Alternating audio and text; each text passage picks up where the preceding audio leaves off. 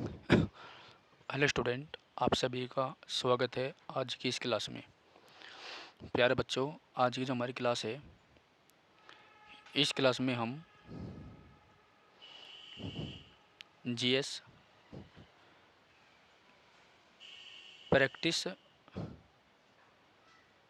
Set 2 करेंगे। ठीक है, और ये सभी एग्ज़ाम के लिए इम्पोर्टेंट है। चाहे आप किसी भी एग्ज़ाम की तैयारी करते हो, सब के लिए इम्पोर्टेंट है। और ये जो है PYQ है, यानी प्रीवियस ईयर क्वेश्चन है आरआरबी के, लेकिन ये सभी एग्ज़ाम के लिए इम्पोर्टेंट होते हैं। ठीक है, ओके। जैसे आपका दिल्ली पुलिस का अपकमिंग पेपर है, जैसे आपका पैट का है 29 तारीख को, उसके बाद जीडी का है, आरओ का है, ठीक है ना। और 10 तारीख को एसएससी एमटीएस के फॉर्म आने वाले हैं दिल्ली पुलिस में, तो उसके लिए भी ये स्पेशल रूप से इम्पोर्टेंट है बेटा। ठीक है, चलिए तो शुरू करते हैं आज क्लास को। देखो, इसकी मैंने एक प्लेलिस्ट बना रखी है पहले ही। ठीक है, तो जो छात्र चैनल पर नहीं है, प्लीज़ वे जो है चैनल को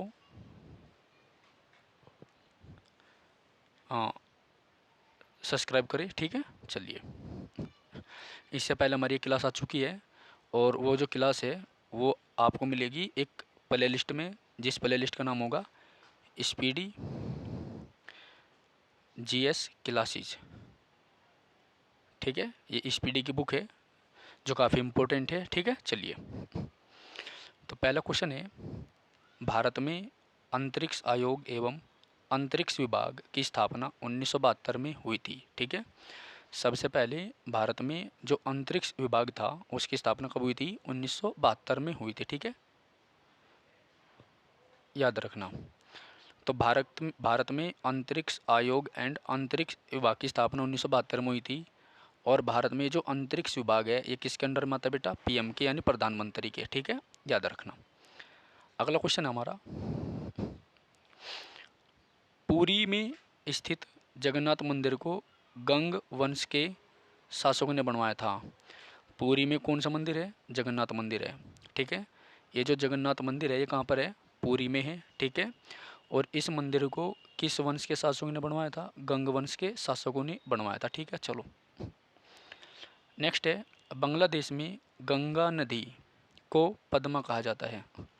बांग्लादेश में गंगा नदी को पद्मा कहा जाता है। क्या कहा जाता है? पद्मा कहा जाता है, याद रखना। तो बांग्लादेश में गंगा नदी को पद्मा कहा जाता है, इम्पोर्टेंट है, याद रखना। ठीक है,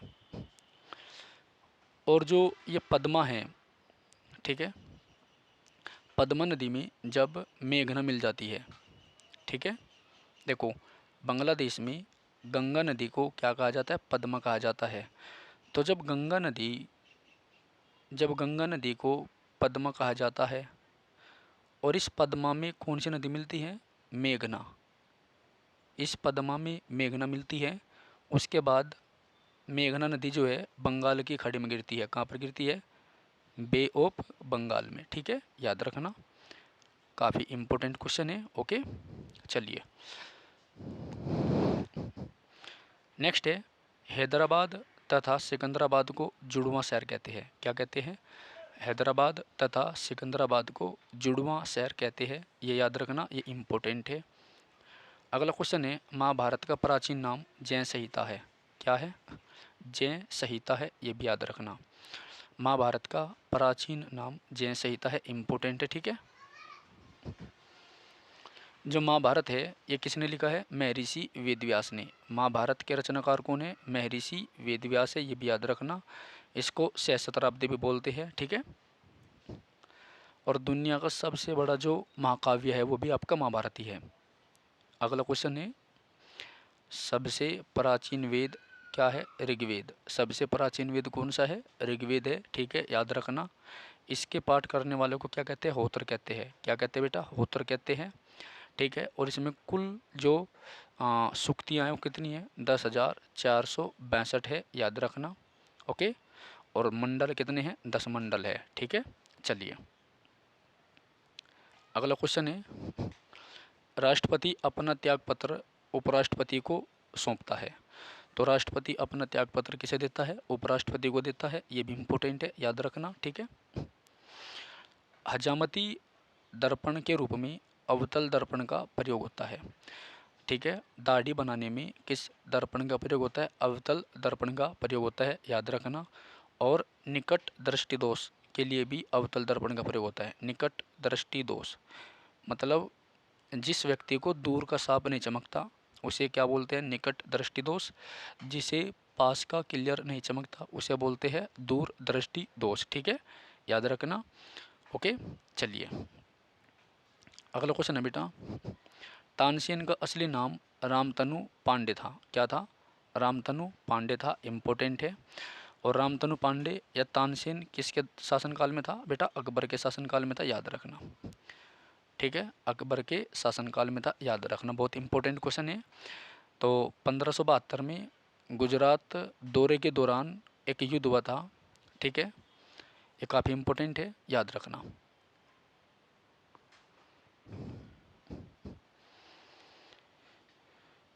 खजुराहो मंदिर लगभग 1000 वर्ष पुराना है। कितने वर्ष पुराना बेटा? 1000 साल पुराना है, याद रखना। ठीक है।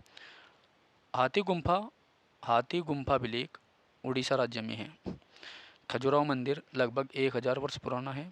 हाथी गुम्फा जो हाथी गुम्फा जो है उड़ीसा राज्य में है, जिसे खारवेल ने बनवाया था। ठीक है, यानी हाथी गुम्फा जो गुफाएं हैं वो उड़ीसा में है, या फिर हाथी गुम्फा अभिलेख किस कहाँ पर है? उड़ीसा में, जो कि राजा खारवेल से संबंधित है। ठीक है, याद रखना। तो हाथी गुम्फा अभिलेख कहाँ पर है? उड़ीसा राज्य में है। किससे संबंधित है? राजा खारवेल से है। ठीक है, उस समय उड़ीसा को कलिंग के नाम से जानते थे।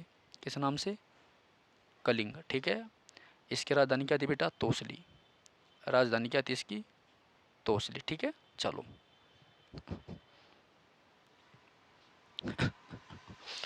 गोकक झरना बेलगांव में है।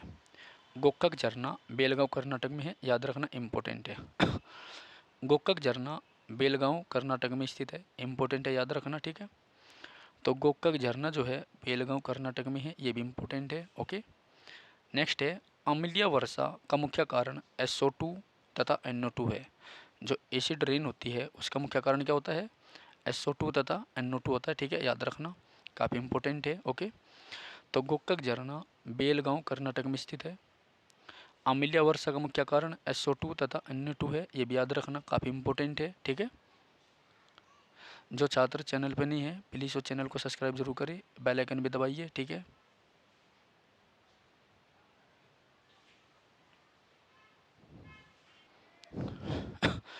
ठीक है बेटा, देखो गोकक झरना कहाँ पर है? बेलगांव में है, कर्नाटक में, याद रखना। ठीक है, इम्पोर्टेंट है। अगला क्वेश्चन है अम्लीय वर्षा का मुख्य कारण SO2 और NO2 है। यानी अम्लीय वर्षा जो है SO2 और NO2 के कारण होती है, याद रखना।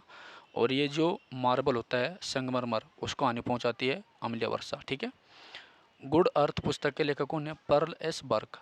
चलिए अगला क्वेश्चन है बेटा, भारत की प्रथम युद्धक मिसाइल पृथ्वी है। भारत की पहली युद्धक मिसाइल कौन सी है? पृथ्वी है। तो भारत की प्रथम युद्धक मिसाइल पृथ्वी है, याद रखना। सामाजिक सुधार करने वाला प्रथम मुसलमान शासक जलालुद्दीन अकबर था। कौन था? जलालुद्दीन अकबर था, याद रखना। देखो आपको बता दूं मैं, ये जो अकबर था इसका जन्म कब हुआ था बेटा? आपको पता ही है, 1542 में हुआ था। और इसने लड़के और लड़कियों की जो शादी की उम्र थी उसको एक समान करने की कोशिश की थी। ठीक है, याद रखना, काफ़ी इंपॉर्टेंट क्वेश्चन है। और 1556 में इसका जो है राज्याभिषेक हुआ। ठीक है, तो 1556 से लेकर 1560 का जो टाइम पीरियड है उसे हम क्या क्या जानते हैं? बैरम खान का टाइम पीरियड। उसे हम क्या बोलते हैं बेटा? बैरम खान का टाइम पीरियड। ठीक है, याद रखियो। ओके, चलो अगला है आयात निर्यात बैंक की स्थापना 1982 में हुई थी। ठीक है, आयात निर्यात बैंक का मतलब क्या होता है? नाबार्ड बैंक। ये मैंने आपको कई बार बताया है, नाबार्ड बैंक। ठीक है, तो आयात निर्यात बैंक की स्थापना कब हुई थी? 1982 में। इसे हम नाबार्ड बैंक के नाम से भी जानते हैं। ठीक है, चलिए ट्रांजिस्टर का आविष्कार 1948 में हुआ था, इम्पोर्टेंट है ये भी। ट्रांजिस्टर का आविष्कार कब हुआ था बेटा? 1948 में हुआ था, याद रखना। ठीक है, चलो अगला क्वेश्चन है, एक बार सभी छात्र जो जुड़ गए हैं वो, जो नए छात्र है वो प्लीज़ चैनल को सब्सक्राइब करें, इस वीडियो को अपने दोस्तों में शेयर भी करें, चैनल को सब्सक्राइब करें, क्लास को लाइक करें, अपने दोस्तों में वीडियो को शेयर करें, ठीक है। आपका अपना चैनल है, इसको थोड़ा प्रमोट करें, ठीक है। तो ये क्लास जो है सभी एग्ज़ाम के लिए इम्पोर्टेंट है, ओके। और आज इस सीरीज़ की क्लास नंबर 2 है, ठीक है भाई। और आज तारीख क्या है? आज तारीख आपकी 10 अक्टूबर को ये क्लास आपकी बन रही है। आपका 29 तारीख को पैट है, जिसमें केवल 19 के भी 18 दिन रह रहे हैं। उसके बाद दिल्ली पुलिस का पेपर है, आर ओ की भर्ती आ चुकी है, यूपी पुलिस की अपकमिंग है। तो बेटा ये क्लास आपकी हर एग्ज़ाम में काम आएगी, जिसमें जी के जी आती है, ठीक है। तो बहुत अच्छे ध्यान से इसको देखना, बहुत बड़े ध्यान से देखना, एक एक दो बार देखना, और 100% आपके जो क्वेश्चन है वो इन्हीं क्वेश्चनों में से आएंगे, ठीक है। चलिए, तो एक बार सभी छात्र जो है क्लास को लाइक कर दीजिए, चैनल को सब्सक्राइब कर दीजिए, आगे बढ़ते हैं, ओके। चलिए चलिए बेटा अगले क्वेश्चन की ओर, ठीक है। देखो, अकबर का राजस्व मंत्री कौन था? टोडरमल। अरे जो टोडरमल था ना, ये अकबर का क्या था? राजस्व मंत्री था। और अकबर से पहले किसके शासनकाल में था? शेरशाह के। किसके था बेटा? शेरशाह के शासनकाल में था, ठीक है, याद रखना। चलिए, अगला क्वेश्चन है, पृथ्वी का ध्रुवीय व्यास 12,714 किलोमीटर है, ठीक है, याद रखना। तो पृथ्वी का ध्रुवीय व्यास कितना है? 12,714 किलोमीटर है, याद रखना, ठीक है। अगला है, लोहे का निष्कर्षण हेमेटाइट अयस्क से किया जाता है। जो लोहा है वो कहाँ से निकाला जाता है बेटा? हेमेटाइट अयस्क से निकाला जाता है, याद रखना। तो अकबर का राजस्व मंत्री कौन था? टोडरमल था। पृथ्वी का ध्रुवीय व्यास 12,714 किलोमीटर होता है, ठीक है। लोहे का निष्कर्षण हेमेटाइट अयस्क से किया जाता है, याद रखना, इंपॉर्टेंट है ये भी, ओके। लोहा जो होता है, लोहे का सिंबल क्या होता है? Fe2 पॉजिटिव, ठीक है। कमी से कौन सा रोग होता है? एनीमिया। तो लोहे की यानी आयरन की बीमारी से कौन सा रोग होता है? एनीमिया, एनीमिया, ठीक है। कौन सा रोग होता है बेटा? एनीमिया होता है, एनीमिया, ठीक है। कौन सा रोग होता है? एनीमिया, याद रखना। तो लोहे की कमी से यानी आयरन की कमी से कौन सी बीमारी होती है? एनीमिया होती है, इंपॉर्टेंट है, याद रखना, ठीक है। चलिए, तो रोग कौन सा होता है? एनीमिया, ठीक है। चलिए, अब यहीं पर अगर आपसे विटामिन पूछ ले तो विटामिन आपका B12 है। कौन सा बेटा? B12। तो विटामिन B12 है, ठीक है। चलो, देश का सबसे बड़ा बंदरगाह बम्बई है। कौन सा है? बम्बई है। तो हमारे देश का सबसे बड़ा बंदरगाह क्या बेटा? बम्बई है। और भारत की आर्थिक राजधानी क्या है? आपकी बम्बई है। आर्थिक राजधानी क्या है? बम्बई है, याद रखना। तो भारत की आर्थिक राजधानी क्या है? बम्बई है, ठीक है। और भारत का बम्बई एकमात्र ऐसा नगर है जो द्वीप पर है, ठीक है।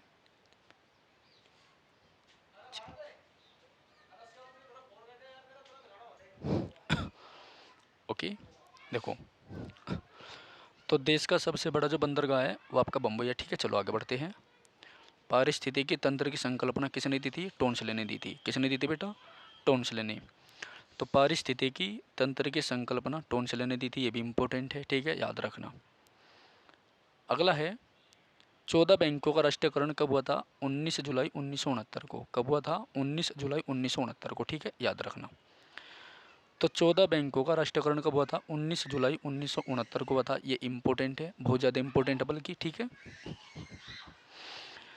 तो सबसे पहले जो आरबीआई था वो कब बना था? आपको पता ही है। ये आरबीआई की जो स्थापना हुई थी वो भारत शासन अधिनियम 1935 के द्वारा हुई थी, याद रखना, ठीक है। चलिए, नेक्स्ट क्वेश्चन है बेटा, संविधान सभा का गठन कैबिनेट मिशन, संविधान सभा का जो गठन हुआ था वो कैबिनेट मिशन 16 मई 1940 की सिफारिश पर हुआ था। किसकी सिफारिश पर? 16 मई 1940 की सिफारिश पर हुआ था, याद रखना, इंपॉर्टेंट है। तो जो कैबिनेट मिशन था वो भारत कब आया था? तो कैबिनेट मिशन भारत आया था 24 मार्च 1940 को, बिल्कुल एक्यूरेट है ये, 24 मार्च 1940 को आया था। इसके सदस्य कौन थे? नंबर 1 था A B Alexander, A B Alexander, ठीक है, याद रखना, ए बी अलेक्जेंडर था। दूसरा था सर स्टेफर्ड क्रिप्स, दूसरा कौन था? क्रिप्स था।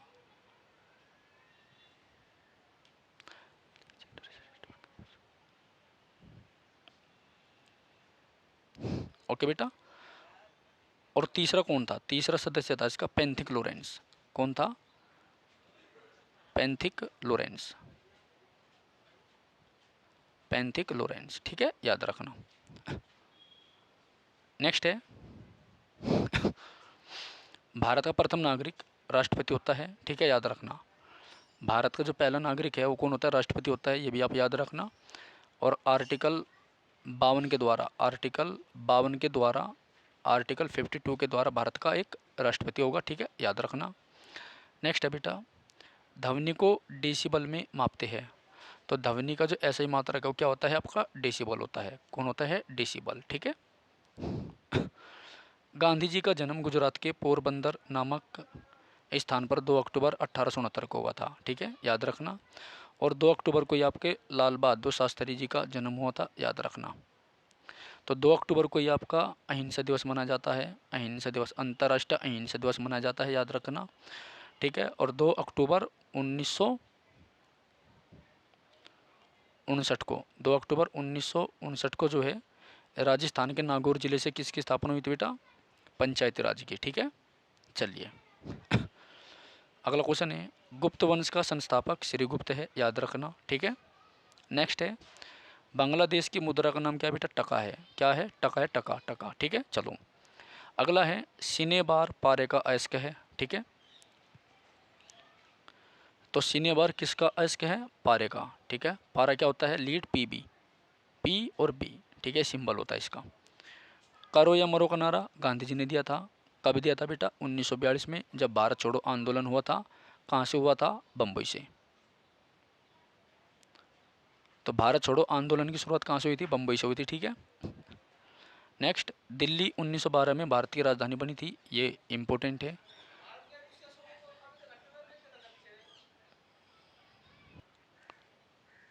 ओके चलो, सीने बार पारे का अयस्क है, ठीक है, याद रखना, इम्पोर्टेंट है। बांग्लादेश की मुद्रा का नाम क्या है? टका है, ठीक है। करो या मरो का नारा गांधी जी ने दिया था। करो या मरो का नारा किसने दिया था? गांधी जी ने दिया था, इम्पोर्टेंट है, याद रखियो। दिल्ली 1912 भारत की राजधानी बन गई थी, ये भी मैंने आपको बता दिया, ठीक है। चलिए, मिट्टी के कटाव का मुख्य कारण क्या है बेटा? जंगलों का कटना। तो मिट्टी का कटाव जंगलों के कटाव के कारण होता है, ठीक है। यानी ज़्यादा से ज़्यादा अगर हम जंगल लगाते हैं तो ये मिट्टी के कटाव को रोकते हैं, ठीक है। अगला क्वेश्चन है, हेलबिड का भव्य मंदिर होयसल वंश के राजाओं ने बनवाया था। तो जो हेलेविड है, इसका जो भव्य मंदिर है, इसका निर्माण किसने करवाया था? इसका निर्माण होयसल वंश के राजाओं ने करवाया था, ठीक है। चलिए अगला है, चाय अत्यधिक ठंडे क्षेत्रों में उगाई जाती है। कब? चाय अत्यधिक ठंडे क्षेत्रों में उगाई जाती है, याद रखना। खासकर चाय कहाँ पर होती है भारत में? असम में होती है, और दार्जिलिंग के क्षेत्र में होती है, और उत्तराखंड में होती है, ठीक है, याद रखना। कांच में से गुजरने पर प्रकाश के बैंगनी रंग की गति धीमी होती है। जब हम किसी भी लाइट को जो है कांच में से गुजारते हैं तो बैंगनी जो रंग होता है उसकी गति क्या हो जाती है? धीमी हो जाती है, याद रखना, ठीक है। चलिए अगला है बेटा,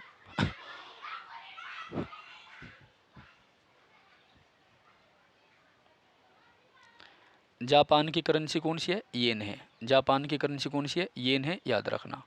तो जापान की मुद्रा का नाम क्या है? येन है। जापान की राजधानी क्या है बेटा? टोक्यो है। जापान की राजधानी क्या है? टोक्यो है, याद रखना। कौन से द्वीप पर है? होन्शु द्वीप पर है, आज ही लिखवाया मैंने आपको, ये होन्शु द्वीप पर है, ठीक है। जो जापान का नगर नागासाकी है, नागासाकी, ये कौन से द्वीप पर पड़ता है बेटा? ये पड़ता है क्यूशू द्वीप पर। कौन से पर? क्यूशू द्वीप पर, ठीक है, याद रखना। ओके, तो जापान जो है दूसरे नंबर पर है मछली पकड़ने में, और जलयान बनाने में है पहले नंबर पर, ठीक है। चलिए अगला है, चीन अभ्रक का सबसे बड़ा उत्पादक देश है। जो चीन है ये अभ्रक के मामले में सबसे बड़ा उत्पादक देश है। इससे पहले कौन था? भारत था, ठीक है। और भारत में भी जो महाराष्ट्र राज्य है, यहाँ पर सबसे ज़्यादा, महाराष्ट्र, यहाँ पर सबसे ज़्यादा क्या होता था? अभ्रक होता था। अभ्रक मतलब मीका, अंग्रेजी में इसको मीका बोलते हैं, ठीक है। इसका प्रयोग जो है शीट बनाने में किया जाता है, छोटी छोटी थिन यानी पतली शीट बनाने में होता है, ठीक है, याद रखना। बेसिन की संधि अंग्रेजों ने पेशवा के साथ हस्ताक्षरित की थी। चलो, फलों का अध्ययन पोमोलॉजी कहलाता है, ये भी याद रखना। तो फलों का अध्ययन क्या कहलाता है? पोमोलॉजी कहलाता है, ठीक है, याद रखना। दिल्ली चलो का नारा किसने दिया था? नेताजी सुभाष चंद्र बोस ने दिया था। ठीक है। दिल्ली चलो का जो नारा है वो किसने दिया था? नेताजी सुभाष चंद्र बोस ने दिया था, ठीक है। ये जो दिल्ली चलो है, इस दिल्ली चलो को दूसरे नाम से भी जानते हैं जिसका नाम होता है व्यक्तिगत सत्याग्रह, ठीक है। ये एक आंदोलन था व्यक्तिगत सत्याग्रह, सत्याग्रह, ठीक है। व्यक्तिगत सत्याग्रह एक आंदोलन था और इस आंदोलन को हम किस नाम से जानते हैं? दिल्ली चलो, ठीक है।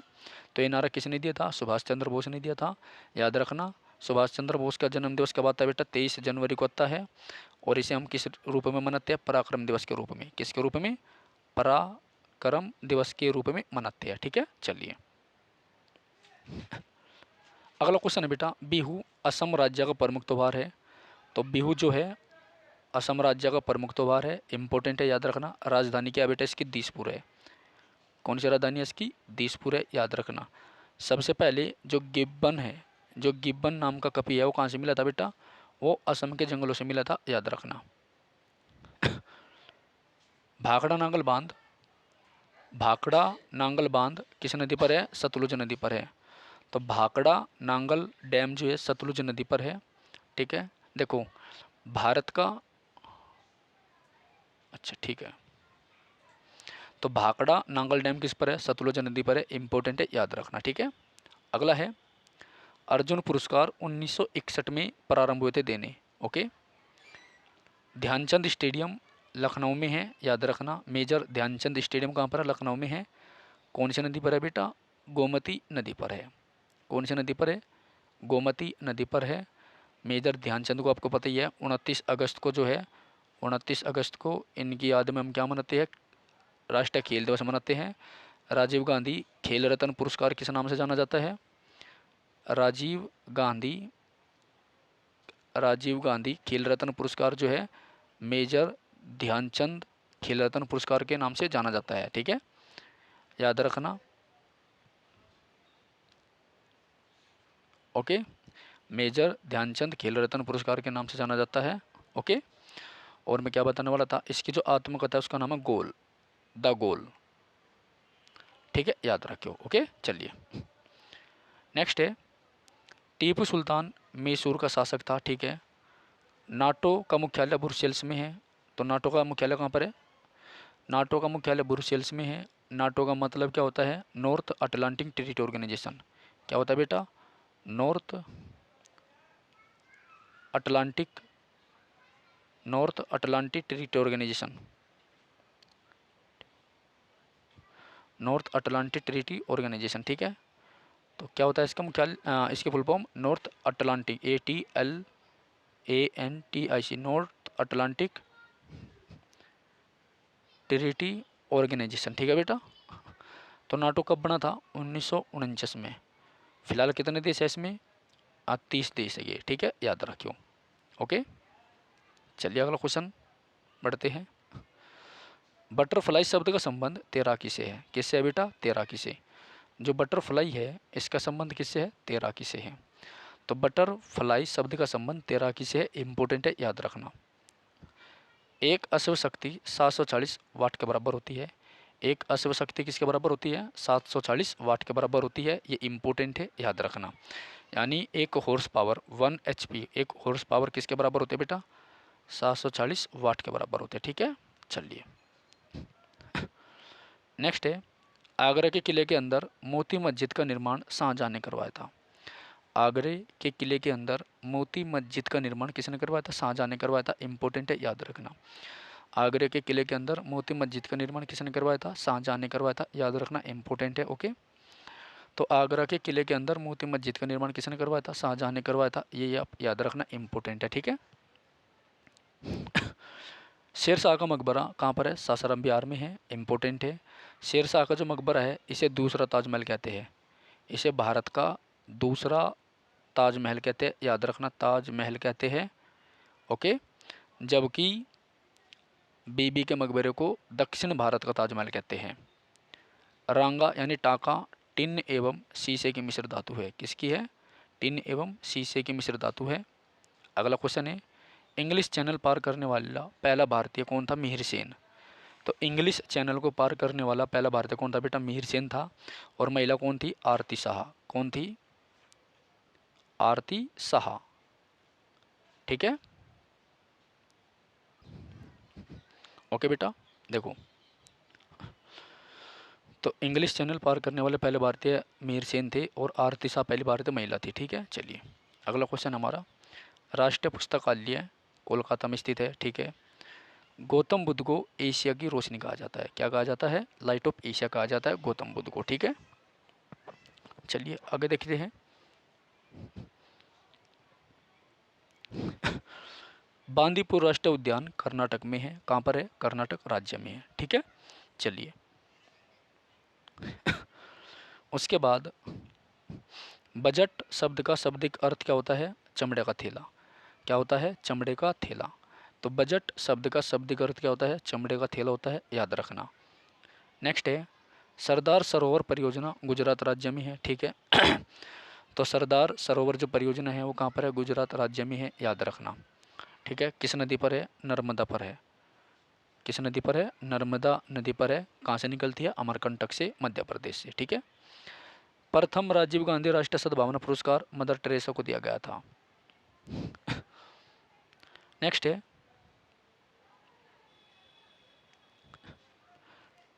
ओके चलो, रबर एक प्राकृतिक बहुलक है। ठीक है, याद रखना।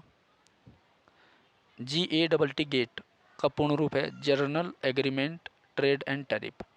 Journal agreement trade and tariff. और ये जो गेट है इसका नाम क्या हो गया था? WTO, मतलब वर्ल्ड ट्रेड ऑर्गेनाइजेशन। कब हुआ था? 1 जनवरी 1995 को। कब हुआ था बेटा? 1 जनवरी 1995 को। ठीक है, याद रखना। नेक्स्ट है, संयुक्त राष्ट्र संघ का मुख्यालय कहाँ पर है बेटा? न्यूयॉर्क में है। कहाँ पर है? न्यूयॉर्क में है, याद रखना। तो संयुक्त राष्ट्र संघ का मुख्यालय कहाँ पर है? न्यूयॉर्क में है। ठीक है, चकमा शरणार्थियों का संबंध बांग्लादेश से है, ये भी आप याद रखना। सार्क का मुख्यालय कहाँ पर है? काठमांडू नेपाल में है। तो काठमांडू किसकी राजधानी है? नेपाल की। नेपाल क्या है? एकमात्र हिंदू राष्ट्र है। ठीक है, तो सार्क को हम क्या बोलते हैं हिंदी में? दक्षेश। क्या बोलते हैं? दक्षेश। तो दक्षेश का जो मुख्यालय कहाँ पर है? नेपाल में है, यानी काठमांडू में है। कच्चे फलों को कृत्रिम ढंग से पकाने के लिए एसिटिलीन गैस का प्रयोग होता है। कौन सी गैस का होता है बेटा? एसिटिलीन। तो कच्चे फलों को पकाने के लिए कौन सी गैस का प्रयोग होता है? एसिटिलीन गैस का प्रयोग किया जाता है, याद रखना, इम्पोर्टेंट है। ठीक है, विद्युत चुंबक बनाने के लिए मृदु लोहा का प्रयोग होता है। कौन से लोहे का होता है? मृदु लोहे का होता है, मतलब नरम लोहे का। कौन सा लोहे का होता है बेटा? नरम लोहे का होता है। ठीक है, याद रखना। ओके चलो, नेक्स्ट है,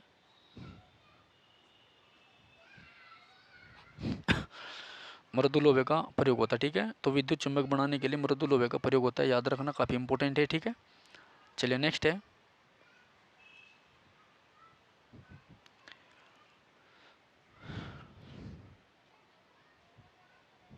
टी शब्द का संबंध गोल्फ से है। तो टी जो शब्द है इसका संबंध किससे है? गोल्फ से है, ये भी आप याद रखना। ठीक है, काफ़ी इंपॉर्टेंट है। तो टी शब्द जो है इसका संबंध किससे है? गोल्फ से है, याद रखना। ओके चलिए, तो टी शब्द का संबंध गोल्फ से है। बॉय स्काउट आंदोलन के संस्थापक कौन है? Baden Powell. कौन है? Baden Powell. A circular agenda, a circular agenda पुस्तक के लेखक अरुण शोरी है। ए सर्कुलर एजेंडा पुस्तक के लेखक कौन है? अरुण शोरी है। ठीक है, संपूर्ण संविधान 26 जनवरी 1950 को लागू हुआ था। संपूर्ण संविधान 26 जनवरी 1950 को लागू हुआ था। ठीक है, याद रखना, इंपॉर्टेंट है। संपूर्ण संविधान 26 जनवरी 1950 को लागू हुआ था, याद रखना। चलिए, इस्पात संयंत्र यानी वात्या भट्टी में उत्पादित होने वाला लोहा ढलवा लोहा होता है, यानी पिटवा लोहा होता है। ठीक है, याद रखना। माइक्रोफोन का आविष्कारक ग्राहम बेल है। ओके तो आज हमने देखो एक, ये दूसरा सेट हमारा बेटा, ये काफ़ी इंपॉर्टेंट है। ठीक है, एक तो ये सेट देखा हमने, एक ये देखा है। सारे क्वेश्चन आपके प्रीवियस ईयर वाले हैं, एक ये देखा एक ये देखा। ठीक है, 4 सेट हो गए। अब हम देखते हैं तमिलनाडु राज्य की खास बातें। तमिलनाडु राज्य से कौन कौन से क्वेश्चन आपके पेपर में आते हैं। ठीक है, चलो, तो स्टेट कौन सा बेटा आपका? तमिलनाडु है। तो राज्य तमिलनाडु हो गया, राजधानी चेन्नई मद्रास। ठीक है, क्षेत्रफल छोड़ो, जनसंख्या छोड़ो, टोटल जिले 38 है, कोई ख़ास बात नहीं है। जनसंख्या घनत्व भी छोड़ो, लिंग अनुपात भी छोड़िए।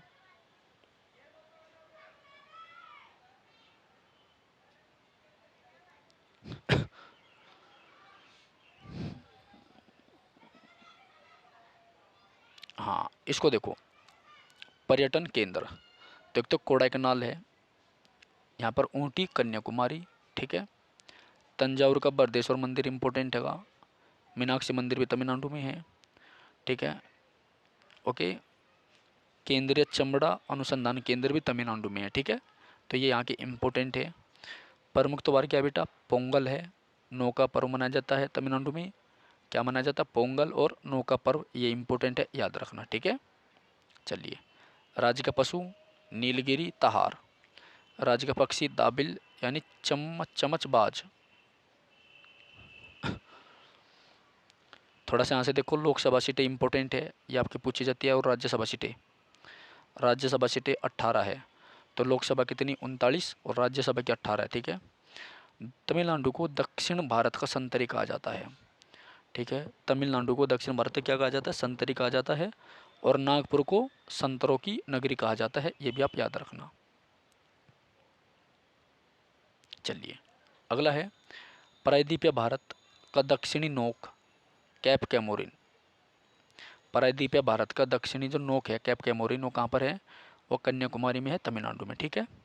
राज्य पुनर्गठन अधिनियम 1956 में मद्रास राज्य का गठन हुआ था, ठीक है। जो राज्य पुनर्गठन अधिनियम था 1956 वाला, उसमें मद्रास राज्य का गठन हुआ था, याद रखना। और 1968 में जो मद्रास राज्य था उसका नाम क्या दिया गया था, तमिलनाडु दिया गया था। तो 1956 के द्वारा मद्रास एक राज्य बनाया गया था, और 1968 में मद्रास का नाम बदल करके क्या रखा था, तमिलनाडु रख दिया था, ये आप याद रखना, ठीक है। अगला क्वेश्चन है, श्रीमती एनी बेसेंट के थियोसॉफिकल सोसाइटी का प्रथम कार्यालय क्या था, अड्यार मद्रास में था। कहाँ था, अड्यार मद्रास में था, ठीक है, इंपॉर्टेंट है। सबसे अधिक जनसंख्या वाला जिला कोयम्बटूर, सबसे कम पेरम्बदूर, सबसे अधिक क्षेत्रफल वाला जिला तिरुचिरापल्ली, सबसे कम क्षेत्रफल वाला जिला चेन्नई, और तमिलनाडु को मंदिरों की पुण्य भूमि भी कहा जाता है, ठीक है। मद्रास का नाम बदलकर चेन्नई 1996 में किया गया था। तो मद्रास जो था तमिलनाडु कब बना, 1968, ठीक है। और मद्रास ही चेन्नई कब बना, 1996 में। तमिलनाडु के प्रमुख पर्वत शिखर कौन सा, दोदाबेट्टा इंपॉर्टेंट है, दोदाबेट्टा इंपॉर्टेंट है। इंटीग्रल कोच फैक्ट्री पेरम्बूर में स्थित है। ईस्ट इंडिया कंपनी ने 1611 में अपनी फैक्ट्री लगाई थी, ठीक है। तो ये कंप्लीट आपका सेट हो गया, ये काफ़ी इंपॉर्टेंट है बेटा, ठीक है। तो आप इसको याद रखना, ओके। फिर मिलते हैं एक नई क्लास के लिए। जय हिंद, जय भारत। सभी क्लास को लाइक करें, कमेंट करके क्लास का फीडबैक जरूर दें, और अपने दोस्तों में वीडियो को लिंक शेयर जरूर करें। धन्यवाद।